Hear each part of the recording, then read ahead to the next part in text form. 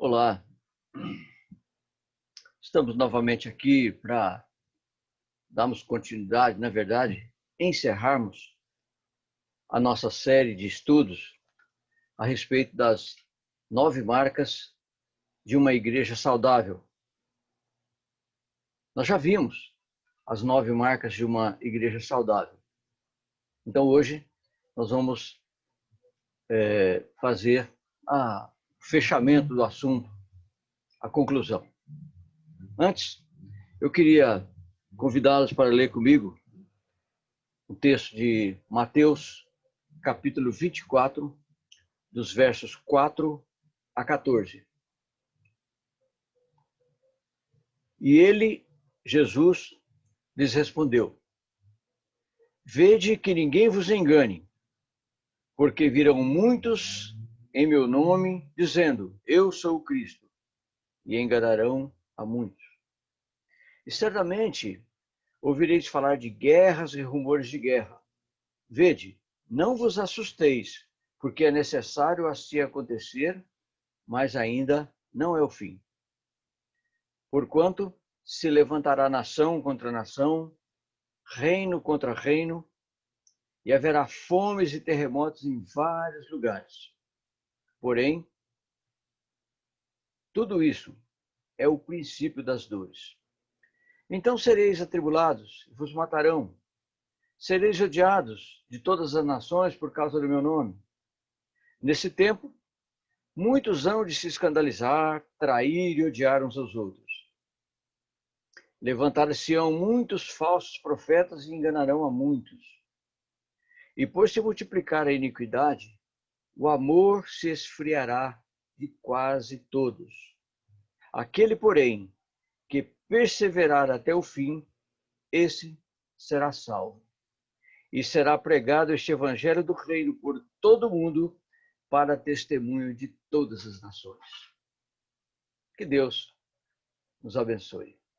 Bondoso Senhor, obrigado por mais essa oportunidade que temos de estudar e meditar na Tua Palavra. E te rogamos sabedoria e entendimento para compreendermos esse assunto e procurar nos esmerar e colocar em prática. Em nome de Jesus. Amém. Então vamos ver, né, a conclusão, para a gente verificar, dizer, o que é, afinal de contas, existe alguma diferença entre igreja doente e igreja saudável? E o que nós gostaríamos de atribuir, dar como título para esse estudo aqui, é esse. A igreja é o evangelho visível.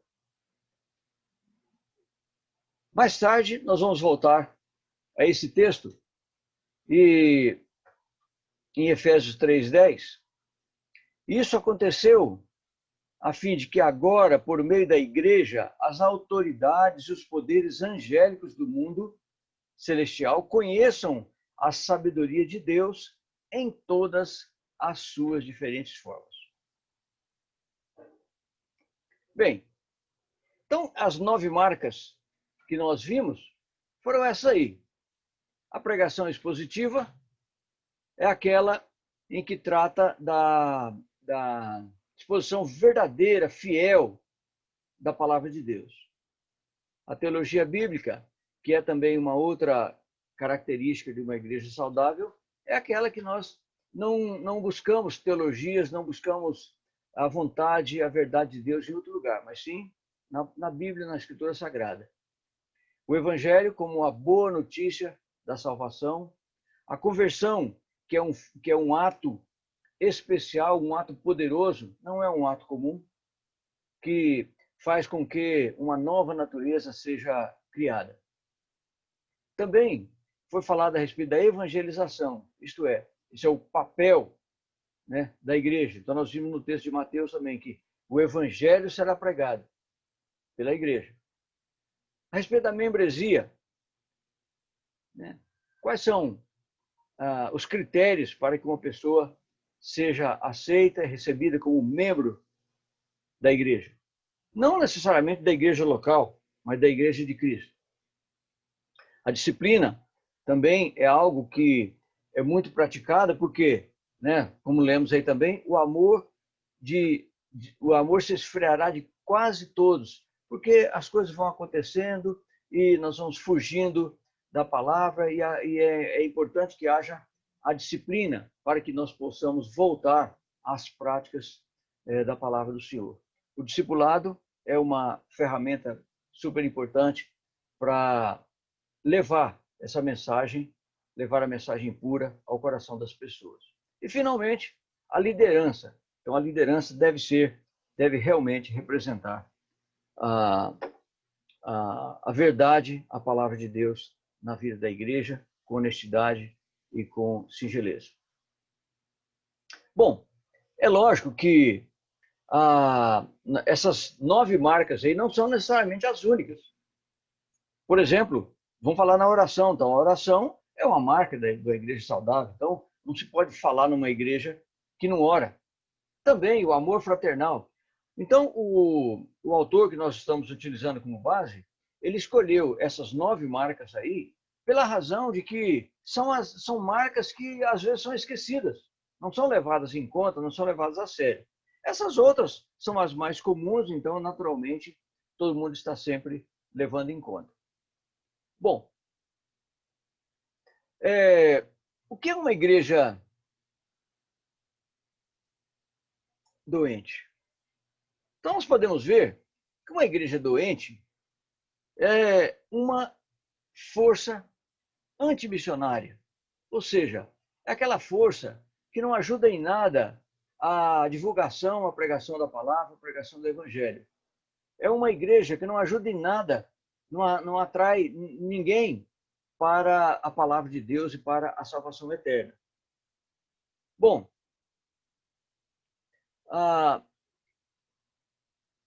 o que faz, então, o que acontece numa igreja doente?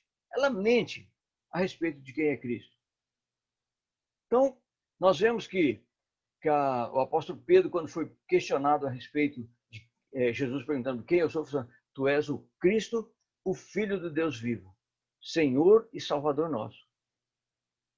Então, hoje nós vemos algumas definições a respeito de Cristo. Foi o irmão mais velho, que teve muita sabedoria, etc. Não. Jesus é o Filho de Deus, é a manifestação de Deus em forma humana para a população, para as pessoas. Leva as pessoas a difamarem o nome de Deus. Lá no Antigo Testamento, lá nos 10 Mandamentos, tem um dos primeiros lá que diz que não tomarás o meu santo nome em vão. E o que nós vemos numa igreja doente é que as pessoas realmente tomam o nome de Deus em vão. Elas difamam o nome de Deus, porque dizem que são de Deus, dizem que são cristãs, mas não vivem como tal. Então, acabam difamando o nome de Deus. Ela porta o nome de Jesus, né? Portar o nome de Jesus, mas portar-se como o diabo. Então, esse, aliás, é uma das estratégias mais eficientes, eficazes de Satanás com respeito às pessoas. Porque a pessoa anda do lado de Jesus, anda, né, fala a respeito de Jesus, diz que é cristã, mas o comportamento não tem nada a ver com o comportamento que é pregado pela palavra de Deus. Então, essa é uma estratégia. Aliás, foi o que aconteceu com Judas Iscariotes. Ele estava lá do lado, preocupado com coisas, né? Tá preocupado lá com a parte financeira da missão, mas realmente o que ele estava interessado era no dinheiro. Ele não agia como Jesus ensinava.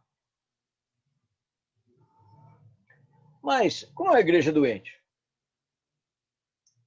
A pregação numa igreja doente não passa de clichês e repetições de frases de efeito do tipo amém, toda hora. Vire para a pessoa da direita e fale isso para ela. Em outro lugar você diz, eu declaro isso, está amarrado.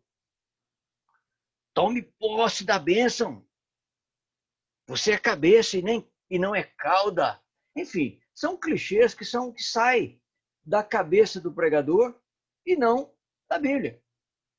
E aí, esses clichês, esses chavões vão fazendo parte da pregação e as pessoas acham que aquilo é que é a palavra de Deus, que aquilo é que a Escritura Sagrada está dizendo. É uma doutrina moralista, centrada no homem. E nós vemos demais hoje isso por aí. Não, porque o ser humano merece isso, o ser humano é daquilo, mas realmente não fala-se a respeito de Deus, da vontade de Deus, do desejo, do plano de Deus para a pessoa. Não, é importante que isso, que aquilo, mas aquilo que está escrito na palavra de Deus não é levado em conta. Ah, mas naquela época era diferente, agora não e tal. Enfim, o humanismo é muito forte nessas igrejas doentes. O evangelho é remodelado para uma mensagem de autoajuda. Você pode, você merece, a vitória é sua. Aliás, estava me lembrando, tinha uma música que tinha um CD no carro que de vez em quando a gente ouvia, que vocês vão saber, claro, que fala assim: vai dar tudo certo, vai dar tudo certo. Isso é uma mensagem de autoajuda. Quem que falou que vai dar tudo certo? Qual que é o certo? É uma mensagem de autoajuda. Outra coisa, a conversão é vista como uma simples decisão humana.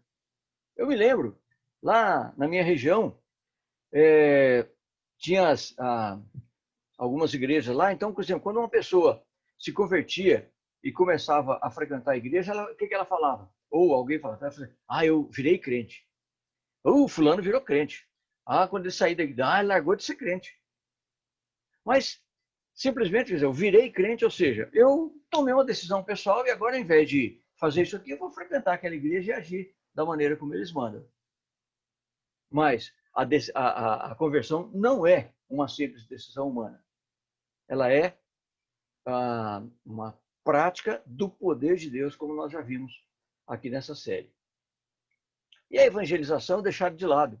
A televisão está falando, tem um pregador lá, vou chamar a pessoa para ir na igreja, lá depois ela ouve a palavra lá do pastor pregando e tal. Mas a pregação de ir de casa em casa, avisando, pregando, isso aí está muito por baixo. Outra coisa interessante é que o hall de membros é muito maior do que o número de pessoas presentes no culto. Vocês conhecem alguma igreja assim? Você tem lá 1000 membros, mas tem 100 pessoas no culto, 200 pessoas, 300. Mas tem 1000 membros. E na escola dominical, então? Tem 600 membros, mas se tiver 100 na escola dominical, tá bom. Por quê? O hall de membros é muito maior do que os presentes. A igreja está doente. Tem alguma coisa errada. E o pecado é ignorado, é relativizado. Não, tá, deixa para lá. Não vou falar isso para aquela pessoa, não, porque essa pessoa vai se ofender e tal. Então, o pecado, ele é relativizado. Ele é ignorado. Os relacionamentos são centrados em coisas deste mundo. Em festa, passeio, piquenique, para cá e para lá. Então, não são os relacionamentos baseados no comportamento cristão, são poucos. A liderança pensa mais em si mesma do que nas ovelhas. De vez em quando a gente vê reportagens por aí, né, falando a respeito das fortunas que alguns líderes possuem. Então, porque a liderança é mais importante do que as ovelhas. Bem, e aí? Se você uma igreja doente, no final das contas ela torna-se apenas um clube. É um lugar onde as pessoas se reúnem para bater papo, para conversar, para se divertir e tal. Apenas um clube. Ela está cheia de falsos convertidos, o tipo domingueiro, né? Na minha adolescência tinha uma música também que falava a respeito do domingueiro. De vez em quando, um dia desse eu estava ouvindo ela por aí também. Domingueiro nunca queira ser. No domingo, ele é santarrão. Mas segunda, terça, quarta, quinta, sexta, sábado, ele não é santo, não. Ou seja, falsos convertidos. Na igreja, está lá domingo, está lá na igreja e tal, mas a sua vida lá no mundo é exatamente igual, não mudou nada. E daí arruma um falso mestre. Né? O texto que nós lemos aqui de Mateus fala que aparecerão falsos mestres. E os falsos mestres aparecem. Eu vou arrumar um falso mestre que fala aquilo que os meus ouvidos gostam. Eu não vou ouvir aquele pregador lá, não. Aquele pregador é muito bravo, ele fala muito sobre o pecado, ele fica jogando na cara da gente um monte de coisa. Ah, não, eu vou naquele outro lá, porque aquele é bonzinho, aquele tem a palavrinha mais doce, e o que ele fala eu acho muito lindo, muito fofo. No final das contas, né, em Apocalipse diz também que aquilo, ao invés de ser a igreja de Cristo, tornou-se uma sinagoga de Satanás. Então, essa é a igreja doente. Isso é que nós precisamos tomar cuidado, isso é que nós precisamos levar em conta para que não tenhamos de conviver com esse tipo de problema na nossa igreja, na nossa vida. Então, agora, vamos ver o que é uma igreja saudável. Uma igreja saudável. Então, a igreja saudável é a que torna o evangelho visível. Torna o evangelho visível.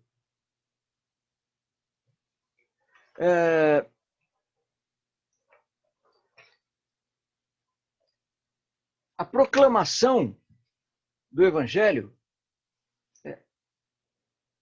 faz com que o evangelho seja audível. Quando nós falamos, né, tem um alto-falante, tem o rádio, tem a TV, alguém está falando a respeito do evangelho, nós tornamos o evangelho audível. Mas, quando nós vivemos o evangelho, ele torna-se visível. Então, as pessoas enxergam. Né? Então, nós vamos mencionar o texto aqui de João, quando fala assim, mas nisto eles saberão que vocês são meus discípulos, se vos amarem uns aos outros. Que o evangelho é o evangelho visível. Ou seja, a igreja saudável, aquela onde o evangelho é visível, é aquela que reflete o caráter de Deus, onde o caráter de Deus é exposto. O caráter de Deus é exposto. Então, qual é o caráter de Deus? Nós estudamos a palavra de seriedade, de santificação, né?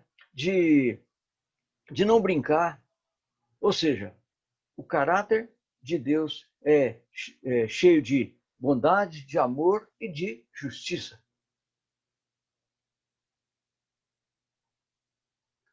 Bom, nós lemos então, ou vamos ler de novo lá o texto lá de Efésios 3:10, né, dizendo: e isso aconteceu a fim de que agora, por meio da igreja, as autoridades e os poderes angélicos do mundo celestial conheçam a sabedoria de Deus em todas as suas diferentes formas.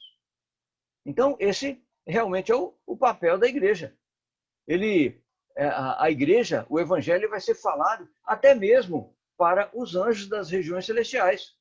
Esse foi um privilégio que Deus atribuiu à igreja. Não foi para os anjos que esse privilégio foi dado. Através da igreja saudável é que podemos ser emissários de Deus por aqui. Aí também, né, João 13:35. E com isso, todos saberão que vocês são meus discípulos, se vocês amarem uns aos outros. Então, o evangelho é um evangelho visível. Esse povo aí tem muito amor uns com os outros mesmo. E depois, João 17:23. Eu neles e tu em mim. que eles sejam levados à plena unidade, para que o mundo saiba que tu me enviaste e os amaste como igualmente me amaste. Então, a igreja saudável contém as pessoas que são amadas e cuidadas por Deus da mesma maneira como Jesus, o Filho, foi amado e cuidado. Mas, uma coisa que é bastante interessante, ou bastante bom a gente tomar cuidado com isso, porque não é de uma hora para outra que uma igreja vai se curar. Ela estava doente, de repente ficou saudável. Não, é um processo, pode ser até demorado. Por quê? Porque muita coisa precisa mudar. Então, se uma igreja quer trocar o seu pastor, não, vamos trocar de pastor, porque quando aquele outro pastor vier para cá, então tudo vai mudar. Não é problema do pastor. A arrasadora maioria dos problemas tem a ver com cada um de nós, com os membros. Se nós estamos realmente sendo esses instrumentos de Deus para a pregação do Evangelho e para o testemunho da palavra de Deus. Muito bom. Então agora vamos ver. Isso leva tempo. E as implicações da igreja tornar-se saudável? As implicações para a minha vida e para a sua vida. Em Efésios 4,16 nós vemos: de quem todo o corpo, bem ajustado e consolidado, pelo auxílio de toda a junta, segundo a justa cooperação de cada parte, efetua o seu próprio aumento para a edificação de si mesmo em amor. Então, a igreja saudável é tudo muito bem ajustado. Cada um tem o seu ministério, cada um é responsável por uma determinada parte. Então, aquele que executa o ministério do louvor, ele faz com sinceridade, ele faz com amor, faz com dedicação. Aquele que executa o ministério da contribuição, faz com sinceridade, faz com amor, faz com dedicação. Aquele que executa o ministério de cuidar do templo, do serviço do templo, faz com dedicação, faz com amor. Então, as peças são bem ajustadas. Nós entendemos que cada trabalho, por mais simples que seja, faz parte do andamento da máquina como um todo. A igreja doente ou a igreja saudável não depende somente dos pastores, depende de cada membro, depende de mim e depende de você.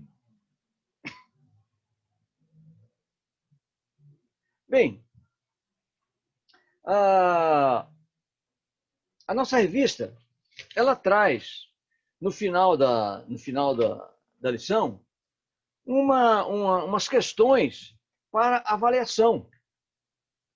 Então, existe aqui um conjunto de questões a respeito de cada uma daquelas marcas que nós estudamos. Eu gostaria de dizer que se alguma pessoa, quem tem a revista é mais fácil, é só ir lá e fazer a anotação e fazer a sua própria avaliação.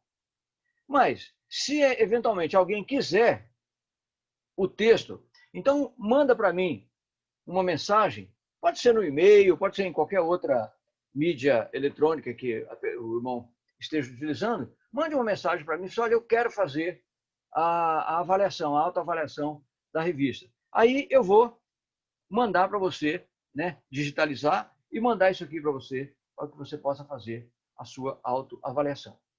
Combinado? samuelalves@yahoo.com.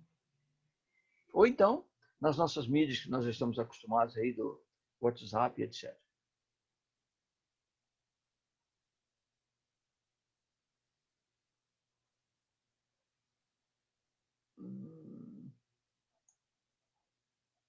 Opa, peraí.